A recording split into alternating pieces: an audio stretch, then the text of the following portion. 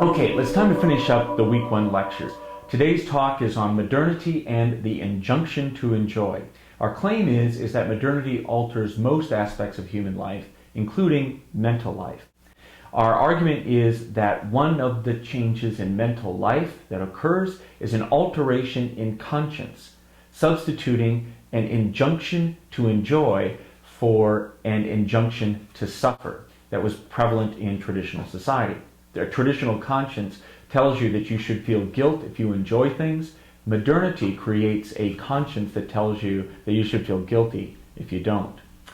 Idiotic enjoyment, the resultant of this new conscience, is expressed in advertising. And we're going to look at some mid-20th century advertising, like the image that you see here, that represents idiotic enjoyment in a pure form. And then we're going to examine how idiotic enjoyment undermines our quest for democracy and instrumental, pragmatic, social scientific thinking about the world.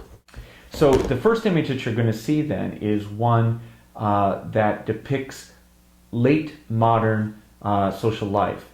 It is an image of postmodern society. Postmodern society is defined by Guy Debord, a French social thinker of the mid to late 20th century, as a world in which spectacle replaces real life, in which human beings primarily spend their time being and learning to be spectators, passive observers of other people's action, rather than active participants in life themselves.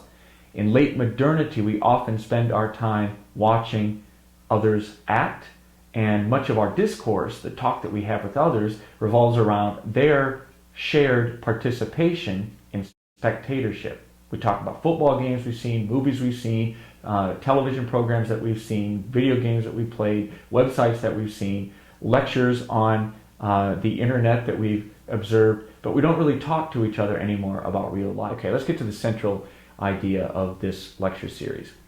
This comes from the Slovenian social thinker Slavoj Zizek. Zizek argues that late modernity creates a new conscience in human beings, a kind of strange drive inside of us, a strange voice, a strange conscience that traditional people, the conscience of traditional people in traditional societies, the conscience of religious faith, argue that people should avoid enjoyment and embrace suffering. It is your duty to suffer. Guilt is felt alongside pleasure. You should do your duty. You should not pursue your own personal pleasure. Modernity is upon capitalism, and capitalism in late years, based as it is upon high levels of consumption, has a new conscience, the conscience to enjoy. Enjoy, enjoy. It is your duty to enjoy. Guilt is felt if pleasure is not extracted from consumption. And this enjoyment is, again, prevalent in advertising, where you see the smiling faces, the drive, the push to get you to enjoy, enjoy, enjoy. And that this enjoyment nags at you. It's persistent. It's a voice that won't leave you alone. The question of the postmodern conscience, the conscience about here, asks the question, shouldn't I be enjoying this product, this experience, this television program, this love relationship, this video game more than I? You feel guilt if you're not enjoying. So late modern minds then are rooted in consumer capitalism, and in order to get people to give themselves up to idiotic enjoyment, to be able to be driven by the conscience of idiotic enjoyment, they have to be essentially devoid of their own actions, drives, initiatives. They have to be empty vessels in which conscience can push them. Now this drive to consume, this injunction to consume, to enjoy, is demonic.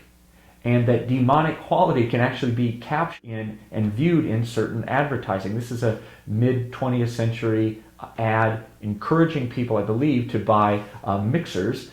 How American it is to want something better.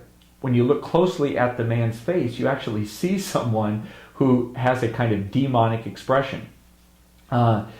The smiling couple ecstatically happy, supposedly, because the husband is going to replace the wife with this electronic device, or this electric device. But when you look closely, you actually see an almost horrific horror movie scene.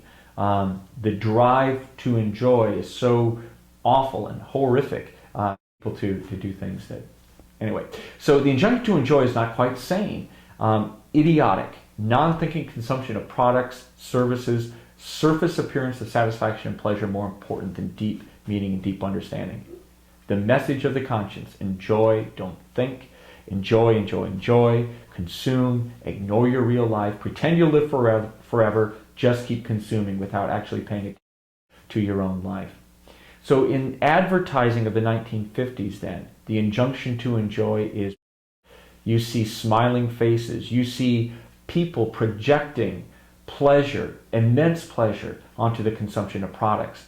This image shows how men, believing if they only dress like upper class men wearing clean white shirts, will have women admire them, worship them. And so one of the points that Zizek makes is that this injunction to enjoy actually winds up reinforcing systems of inequality in our time. Men over women, upper class and upper middle class over working class and lower class people. These are things that are actually reinforced in this ad. Now this ad is more troubling.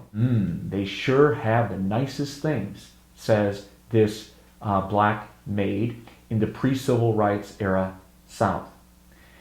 She is enjoying her mistresses and masters' high-quality kitchen hardware.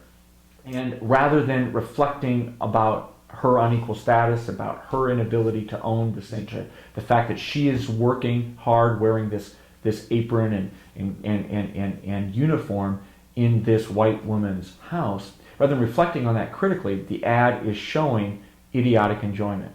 Not just the white owners, but also the black slave are happy because the whites have access to this material. Now this drive, enjoy, enjoy, enjoy, undermines the capacity to critically analyze the world, one's own situation, one's real needs.